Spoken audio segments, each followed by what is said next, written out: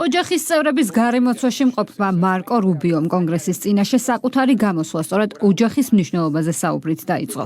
არ დავიწყებია მშობლები, რომლებიც თავის დროზე კუბადან მხოლოდ უკეთესი მომავლის ოცნებით ჩამოვიდნენ და რომლებმაც როგორც თავად ამბობს სამომავლო გზა გაუკვალეს. როგორი იქნება ტრამპის ადმინისტრაციის მომავალი სახელმწიფო მდივნის პრიორიტეტები და ხედვები? კითხვები ბევრი მიმართულებით დაისვა და პასუხებიც ვრცელი იყო. თითქმის 5 საათიანი მოსმენის დროს განსაკუთრებული ინტერესი, რა თქმა უნდა, რუსეთ-უკრაინის ომს დაეთმო. როგორ აპირებს არჩეული პრეზიდენტი და მისი კაბინეტი მეორე მსოფლიო ომის შემდეგ ყველაზე სასტიკი ომის დასრულებას? მკაფიო იყო მარკო რუბიოს პასუხები. მთავარი ამოცანა ადამიანის მკვლელობების დასრულებაა. პროცესი იქნება რთული, მხარეებს კი დათმობებზე მოუწევთ წასვლა. ნება მომეცით პირველ რიგში გაგახსენოთ პრეზიდენტის სიტყვები, რომლებიც თქვა ინტერვიუში დაახლოებით 1 წლის წინ. უნდა შეწყდეს ადამიანების სიკვდილი, მკვლელობები. ის ნგრევა, რომელსაც უკრაინა განიცდის, არის მასშტაბური. მის აღდგენას თაობები დასჭირდება. მილიონობით უკრაინელი აღარ ცხოვრობს უკრაინაში. პრობლემაა ასევე აპირებენ თუ არა საერთოდ დაბრუნებას. ჩემი პოზიციები განსხვავებულია ბაიდენის ადმინისტრაციისგან, მათ არასოდეს განუსაზღვრიათ, რა იყო კონფლიქტის საბოლოო მიზანი. კონკრეტულად რას ვაფინანსებდით, რაზე ვდებდით ფულს. ფიქრობ გონივრული იყო, როცა თქვეს, რომ უკრაინის პრობლემა არ არის ის, რომ მათ აკლიათ ფული, მათ უკრაინელები აკლიათ. რთული იქნება მუშაობა, მაგრამ იმედი მაქვს, რომ ეს შეიძლება დაიწყოს ცეცხლის შეწყვეტით. მნიშვნელოვანია, რომ ყველა იყოს რეალისტური. დათმობებზე წასვლა მოუწევს რუსეთის ფედერაციას, მაგრამ ასევე უკრაინელებს. ამერიკის შეერთებულ შტატებს მოუწევს დაამყაროს გარკვეული ბალანსი ორივე მხარეზე. უკრაინას არ აქვს ბევრი შეთავაზების შესაძლებლობა. ვგულისხმობ იმას, რომ რუსეთს აქვს ოკუპირებული ტერიტორიები. ერთი რაც უკრაინას შეუძლია შესთავაზოს არის ის, რომ ისინი არ გახდნენ მოკავშირე სამხედრო ალიანსების. ფიქრობთ, რომ ნეიტრალური უკრაინის კონცეფცია შეიძლება იყოს მოლაპარაკებების ნაწილი ომის დასრულებისთვის.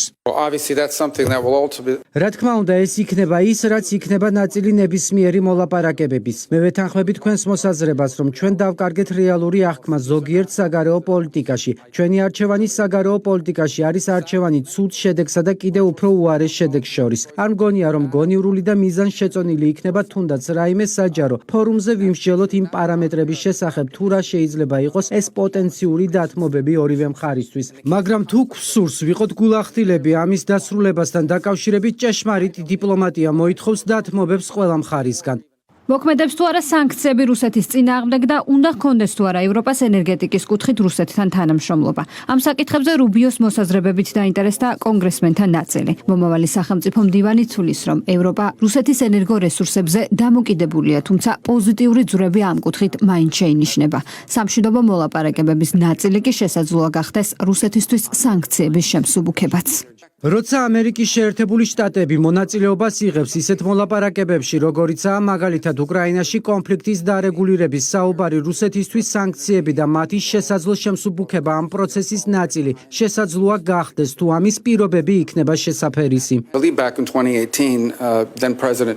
ჯერ კიდევ 2018 წელს პრეზიდენტმა ტრამპმა ორჯერ ერთხელ გაეროში და ნატოს კონფერენციაზე მიუთითა გერმანიის დამოკიდებულებაზე რუსულ ენერგეტიკაზე, როგორც რეალურ დაუცველ მხარეზე. მას დასცინოდნენ გაეროში გერმანიის წარმომადგენლები, თუმცა ეს 100%-ით მართალი აღმოჩნდა. ვლადიმერ პუტინს ბევრი გათვლები ჰქონდა, მაგალითად უკრაინაში შეჭრის შემდეგ მისი გათვლა იყო ის, რომ ევროპელები იჩივლებდნენ რამდენიმე სანქციას დააკისრებდნენ, მაგრამ ვერ შეძლებდნენ რაიმე ეფექტიანის გაკეთებას იმის გამო, თუ რამდენად იყვნენ ისინი დამოკიდებულნი რუსეთზე და ზოგიერთ შემთხვევაში კვლავაც არიან დამოკიდებულნი. საფრანგეთი მესამე წამყვანი გადამხდელია რუსეთის ენერგეტიკაში მსოფლიოში და ვფიქრობ კიდევ რამდენიმე ქვეყანა ევროპაში. თუმცა ვფიქრობ თქვენ ახლა ხედავთ მოძრაობას ევროპაში, რათა შეეცადოთ თავი და აღწიოთ დამოკიდებულებების დონეს.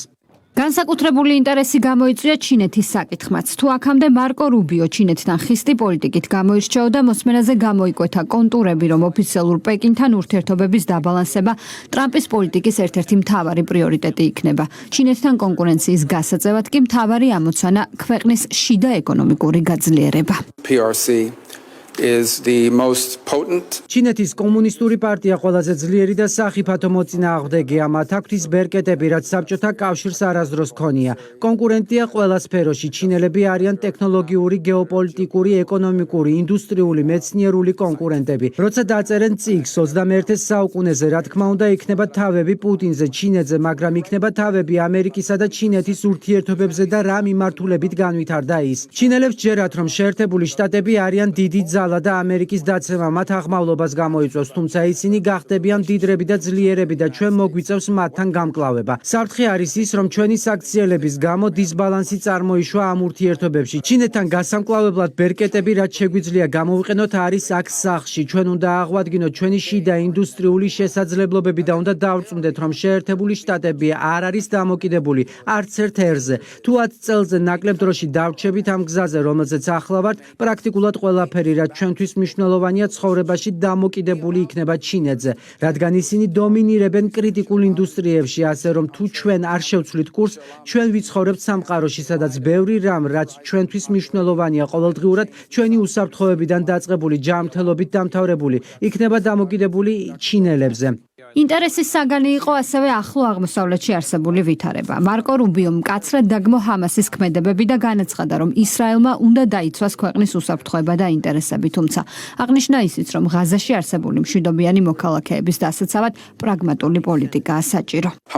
ჰამასმა ჩაატარა სასტიკი ოპერაცია, მათ გაგზავნეს ველურები ისრაელში, მიზნით, რომ მშვიდობიანი მოქალაქეები მიზანში ამოეღოთ. ისინი შეიჭნენ კონცერტებზე, მუსიკალურ ფესტივალებზე. იცოდნენ, რომ იქ არ იქნებოდნენ სამხედროები და იქნებოდნენ თინეიჯერები და ახალგაზრდა ოჯახები. ამ თავდასხმაზე ისრაელს პასუხის გაცემა მოუწია, როგორ შეუძლია რომელიმე ქვეყანას ჰამასთან ერთად თანაარსებობა. ისრაელმა უნდა დაიცვას ქვეყნის უსაფრთხოება და ინტერესები. არსებობს განსხვავება მათ შორის, ვინც შეიარაღებული მოქმედებების დროს განზრახ მიზნად ისახავს მშვიდობიანი მოსახლეობის და მათ, ვინც ყველაფერს აკეთებს, რათა დაიცვას მშვიდობიანი მოქალაქეები მტრის წინააღმდეგ, რომლებიც არ ატარებენ უნიფორმას და რომლებიც იმალებიან ქალებისა და ბავშვების უკან. კონგრესზე მოსმენის დროს გამოიკვეთა ის, რომ დონალდ ტრამპისთვის ნატოს ალიანსის გაძლიერება უმნიშვნელოვანესია. მოკავშირეებს კი თავდაცვის უნარიანობის გაძლიერებისთვის მეტი დაფინანსების გაღება ურჩია. NATO alliance is a very important alliance. ნატო არის ძალიან მნიშვნელოვანი ალიანსი, მე ამის მჯერა, მე მჯერა, რომ ეს ალიანსი ძალიან სასარგებლოა. ამ ალიანსის გარეშე ცივი ომი არ დასრულდებოდა. ნათელია, რომ ნატოს გარეშე დღევანდელ ევროპას, რასაც ვეძახით, აგრესიის მსხვერპლი იქნებოდა. მაგრამ ამერიკის შეერთებული შტატებისთვის მნიშვნელოვანი არის არა მხოლოდ თავდაცვითი ალიანსი, არამედ შესაძლებლობების მქონე თავდაცვითი ალიანსი, მოკავშირეები, რომლებსაც საკუთარი რეგიონის დაცვის უნარი შესწევთ. ამერიკის მომავალმა სახელმწიფო მდივანმა აღნიშნა ისიც, რომ ხანგრძლივი ცივი ომის ტრიუმფალურად დასრულების შემდეგ ორპარტიული კონსენსუსი იქნა მიღწეული იმის შესახებ, რომ საგარეო პოლიტიკა, რომელიც ეროვნულ ინტერესებს ემსახურებოდა, ჩაანაცვლდებოდა ლიბერალური დღის წესრიგით და ყველა უარს იტყოდა ეროვნულ სუვერენიტეტსა და იდენტობაზე, რათა გამხდარიყო მსოფლიო მოქალაქე, რასაც რუბიომ სამწუხარო ილუზია უწოდა. არაერთხელ გაიმეორა ის, რომ ტრამპის ადმინისტრაციის მთავარი პრიორიტეტი იქნება ამერიკის შეერთებული შტატები. რუბიომ მკაფიოდ განმარტა საგარეო პრიორიტეტები. ყველა დოლარი, რომელიც დაიხარჯება და ყველა პროგრამა, რომელიც დაფინანსდება, მოემსახურება მხოლოდ ამერიკის გაძლიერებას და აყვავებას.